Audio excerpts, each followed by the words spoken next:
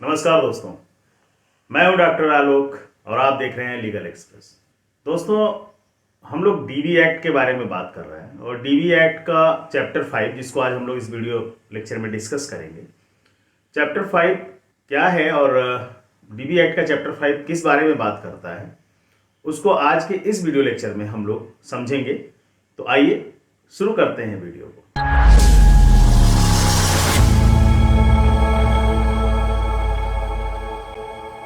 दोस्तों, protection of women from domestic violence act 2005 का जो चैप्टर 5 है वो मिसलेनियस को डिस्कस करता है और यहाँ मिसलेनियस प्रोसीडिंग्स के बारे में बात करता है कि क्या क्या चीज़ें इसमें रखी गई हैं। दोस्तों, इस चैप्टर 5 में जो मिसलेनियस के बारे में बात कर रहा है, यहाँ पर कुछ सेक्शंस हैं, जैसे सेक्शन 30 से लेकर 37 तक के बारे में यहाँ पे बात की गई है। तो आइए इन सेक्शंस को समझते। दोस्तों, यहाँ पे आपको आपकी स्क्रीन पे सेक्शन 30 दिख रहा होगा। सेक्शन 30 बात करती है protection officer and members of service provider to be public servant. दोस्तों, मैं एक बार पढ़ देता हूँ, उसके बाद आपको समझाता हूँ। The protection officer and members of service provider while acting or purporting to act in pursuance of any of the provision of this act or any rules or order made thereunder shall be deemed to be public servant within the meaning of section 21 of the Indian Penal Code। अब ये कहता है कि जो protection officer होगा या जो service provider होगा, जब वो इस एक्ट के तहत काम कर रहा होगा, किसी भी रूल या ऑर्डर के अंदर काम कर रहा होगा, तो वो इंडियन पेनल कोड के सेक्शन 21 के अंतर्गत वो एक पब्लिक सर्वेंट माना जाएगा और वो पब्लिक सर्वेंट की तरह ही काम करेगा। दोस्तों, आपकी स्क्रीन पे सेक्शन 31 दिख रहा होगा डीवी एक्ट का, और ये बात करता है penalty for breach of protection order by respondent. तो रिस्पोंडेंट के ऊपर क्या penalty breach of protection order पे लग सकता है। तो इसका सेक्शन 31 का जो सब सेक्शन 1 है वो कहता है the breach of protection order or of an interim protection order by the respondent shall be an offence under this act and shall be punishable with imprisonment of either description for a term which may extend to 1 year or with fine which may extend to 20,000 rupees or both। अब इसमें ये कह रहा है subsection 1 कि एक respondent के ऊपर जब भी किसी ब्रीच ऑफ प्रोटेक्शन ऑर्डर होता है, किसी भी प्रोटेक्शन ऑर्डर का ब्रीच होता है, तो उस केस में क्या पनिशमेंट मिल सकती है या क्या पेनल्टी होती है। तो यहाँ पर जो पेनल्टी का प्रावधान है वो 20,000 रुपये तक है अगर किसी भी प्रोटेक्शन ऑर्डर का ब्रीच रिस्पोंडेंट के द्वारा किया जाता है, या इसकी सजा 1 साल तक हो सकती है, तो या दोनों हो सकती है। तो कुछ भी कोर्ट डिसाइड कर सकता है अंडर सेक्शन 31 सब सेक्शन 1 के तहत। या तो पेनल्टी डिसाइड कर सकता है 20,000 की, या 1 साल तक की सजा सुना सकता है, या दोनों सुना सकता है अगर किसी भी प्रोटेक्शन ऑर्डर का ब्रीच हो रहा है। दोस्तों, सेक्शन 31 का सब सेक्शन 2 कहता है the offence under subsection 1 shall as far as practicable be tried by the magistrate who had passed the order the breach of which has been alleged to have been caused by the accused. अब यहाँ पर अगर respondent के द्वारा कोई breach of order हो रहा है, प्रोटेक्शन ऑर्डर का कोई ब्रीच हो रहा है, तो वही कोर्ट जिस कोर्ट ने ऑर्डर को पास किया था वो उसका फिर से ट्रायल या इसके लिए ट्रायल कर सकता है।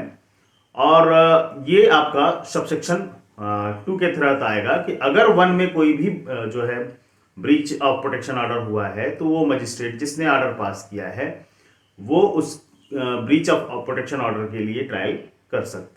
दोस्तों, सेक्शन 31 जो कि penalty for breach of protection order by respondent के लिए बात करता है, उसका सबसेक्शन 3 क्या कहता है while framing the charges under subsection 1 the magistrate may also frame charges under section 498A of the Indian penal code or any other provision of that code or the dowry prohibition act 1961 as the case may be if the acts discloses the commission of an offence under those provision।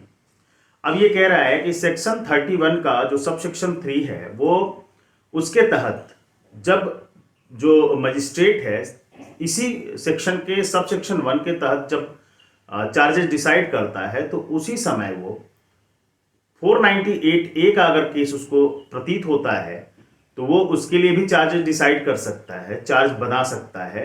और साथ ही वो DP act, जो दहेज प्रथा act है या dowry prohibition act है, उसके तहत भी वो चार्जेस बना सकता है। तो वो 498 ए आईपीसी के तहत भी बना सकता है और डाउरी प्रोहिबिशन एक्ट 1961 के तहत भी चार्जेस डिसाइड कर सकता है। दोस्तों, डीबी एक्ट 2005 का सेक्शन 32 कॉग्निजेंस एंड प्रूफ के बारे में बात करता है। सेक्शन 32 का सबसेक्शन 1 कहता है, note with standing anything contained in the Code of Criminal Procedure 1973 that the offence under subsection 1 of section 31 shall be cognizable and non-bailable। अब यहां पे बात हो रही है कि अगर सेक्शन 31 के सबसेक्शन 1 के तहत ब्रीच ऑफ प्रोटेक्शन ऑर्डर के बारे में बात कर रहा था, तो वो कैसा ऑफेंस होगा, वो ऑफेंस कॉग्निजेबल और नॉन बेलेबल होगा, इसके बारे में बात कर रहा है कि सीआरपीसी 1973 के अंदर वो ऑफेंस कॉग्निजेबल और नॉन बेलेबल होगा। वहीं दूसरा जो सबसेक्शन है वो बात करता है, upon the sole testimony of the aggrieved person the court may conclude that an offence under subsection 1 of section 31 has been committed by the accused. अब ये भी बात कर रहा है, 32 का सबसेक्शन 2 ये बात कर रहा है कि पीड़ित व्यक्ति की एकमात्र गवाही पर, जो पीड़ित व्यक्ति है, जैसे कि एक महिला है डीबी एक्ट में, उसकी एकमात्र गवाही पर अदालत इस निष्कर्ष पर पहुंच सकता है, ठीक है, कि रिस्पोंडेंट ने उसके साथ डोमेस्टिक वायलेंस का एक्ट किया है। एकमात्र गवाही पर वो इस कंक्लूजन पर पहुंच सकता है। दोस्तों, सेक्शन 31 बात कर रहा था प्रोटेक्शन ऑर्डर के ब्रीच के बारे में। यहां पे सेक्शन 33 बात करता है penalty for not discharging duty bye the protection officer.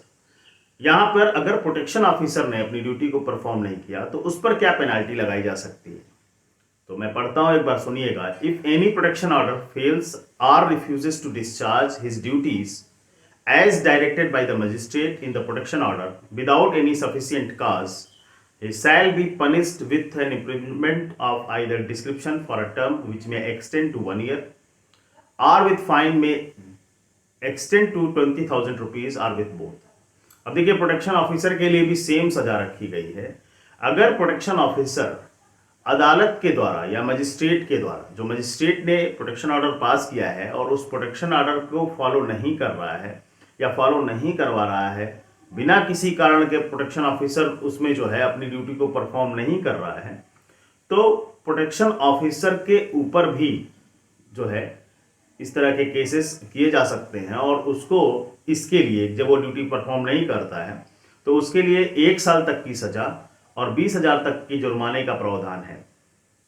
दोस्तों, सेक्शन 34 बात करता है cognizance of offence committed by the protection officer. तो प्रोटेक्शन ऑफिसर के कॉग्निजेंस ऑफ ऑफेंस के बारे में यहां बात हो रही है। नो प्रोसिक्यूशन और other legal proceedings shall be lie against the protection officer unless a complaint is filed with the previous section of the state government or any officer authorized by it in its behalf. अब यहां पे बात हो रही है कि किसी भी प्रोटेक्शन ऑफिसर के खिलाफ कोई भी कॉग्निजेंस या ऑफेंस जो है, कोई भी केस नहीं दायर किया जा सकता अनटिल अनलेस कि किसी गवर्नमेंट ऑफिसर द्वारा, किसी अथराइज्ड ऑफिसर द्वारा कोई एप्लीकेशन पे उसको जो है उसके खिलाफ केस किया जा सके। तो प्रोटेक्शन ऑफिसर पे कोई भी केस नहीं किया जा सकता जब तक कि स्टेट गवर्नमेंट का कोई ऑफिसर जो कि अथराइज्ड है इसके लिए, वो कोई कंप्लेंट आने पर उसके ऊपर एक्शन नहीं लेता है। दोस्तों, सेक्शन 35 बात करता है protection of action taken in good faith. यहां पे बात हो रही है नो सूट, प्रोसिक्यूशन और other legal proceedings are lie against the protection officer of for any damage caused or likely to be caused by anything which is in good faith done or intended to be done under this act or any rule or order made thereunder। अब यहां बात कर रहा है, section 35 ये बात करता है कि प्रोटेक्शन ऑफिसर भी एक तरह से जो है उसको भी किसी भी एक्शन से प्रोटेक्शन दी गई है। अगर प्रोटेक्शन ऑफिसर किसी भी एग्रीव्ड पर्सन के फेवर में गुड फेथ में कोई काम करता है, उससे भले ही रिस्पोंडेंट को हानि हो रही हो, लेकिन रिस्पोंडेंट उस हानि के लिए उस प्रोटेक्शन ऑफिसर पर कोई सूट दायर नहीं कर सकता है। तो ये प्रोटेक्शन ऑफिसर के पास ये एक जो है उसके पास एक प्रोटेक्शन है, एक्शन, किसी भी एक्शन के प्रोटेक्शन के लिए, कि उसके अगेंस्ट में कोई सूट नहीं हो सकता है अगर वो गुड फेथ में किसी एग्रीड पर्सन की मदद कर रहा है। दोस्तों सेक्शन 36 बात करता है act not in derogation of any other law. The provision of this act shall be in addition to and not in derogation of the provision of the any other law for the time being in force. दोस्तों ये बात करता है, दोस्तों ये 36 बात करता है, ये जो एक्ट है, जो डीवी का एक्ट है, ये किसी दूसरे कानून के अंतर्गत नहीं है, ठीक है, और ना ही किसी कानून का इसके द्वारा अपमान किया जाता है। दूसरी बात ये कि इस अधिनियम के प्रावधान में वर्तमान में लागू किसी भी अन्य कानून के प्रावधानों के अतिरिक्त होंगे। मतलब अगर कोई यहां पर एक्ट किया जा रहा है तो वो दूसरे कानून के एक्ट से, दूसरे कानून के प्रावधानों से इसका प्रावधान अलग होगा, उसके अतिरिक्त होगा, ना कि उसके अंदर होगा। तो ये इसके सेक्शन 36 इसके बारे में बात कर रहा है, act not in derogation of any other law. ये जो अधिनियम है वो किसी अन्य कानून का बिल्कुल भी अपमान नहीं किया जा रहा है, और ये कानून बिल्कुल अलग है और दूसरे कानूनों से बिल्कुल अलग है। दोस्तों सेक्शन 37 जो कि लास्ट सेक्शन है इस डीवी एक्ट का, ये बात करता है power of central government to make rules. मतलब जो हमारी केंद्रीय सरकार है वो इस एक्ट के लिए रूल्स बना सकती है, वो 37 सेक्शन 37 इसके बारे में बात करता है। तो सेक्शन 37 का सबसेक्शन 1 क्या कहता है, the central government may be notification make rules for carrying out the provision of this act. तो सेंट्रल गवर्नमेंट किसी भी नोटिफिकेशन के द्वारा किसी भी रूल में कोई भी चेंजेस कर सकती है या कोई नए रूल ला सकती है इस एक्ट के अंतर्गत। और सबसेक्शन 2 कहता है in particular and without prejudice to the generally for the foregoing power such rules may provide for all or any of the following matters namely. अब ये कह रहा है कि सेंट्रल गवर्नमेंट बिना जो है किसी पुरोगामी शक्ति को रोके बिना, कोई भी पुरोगामी शक्ति हो उसको रोके बिना भी इस एक्ट के तहत क्या क्या रूल बना सकती है उसके बारे में बात कर रहा है। तो जो इसका क्लास ए है कहता है the qualification and experience which a protection officer shall possess under subsection 2 of section 8। तो सेक्शन 8 के सबसेक्शन 2 के तहत किसी प्रोटेक्शन ऑफिसर की क्या क्वालिफिकेशन है उसके लिए सेंट्रल गवर्नमेंट रूल बना सकती है। दोस्तों क्लास बी कहता है the terms and condition of service of the protection officer and the other officer subordinate to him under section 3 of section 8। इसी सेक्शन 37 के तहत क्लास बी में यह बात भी की गई है कि सेक्शन 8 के सबसेक्शन 3 के तहत किसी भी प्रोटेक्शन ऑफिसर के जो टर्म्स और कंडीशन है उसमें भी बदलाव किए जा सकते हैं। उसके लिए भी रूलिंग जो है हमारी सेंट्रल गवर्नमेंट बना सकती है, चाहे वो प्रोटेक्शन ऑफिसर के बारे में हो या उसके सबऑर्डिनेट के बारे में। क्लास सी कहता है the form and manner in which a domestic incident report may be under clause B of subsection 1 of section 9। Section 9 के सबसेक्शन 1 के क्लास बी में किसी भी डोमेस्टिक इंसिडेंट रिपोर्ट का क्या फॉर्म होना चाहिए, क्या मैनर होना चाहिए, उसके लिए भी रूलिंग सेंट्रल गवर्नमेंट बना सकती है।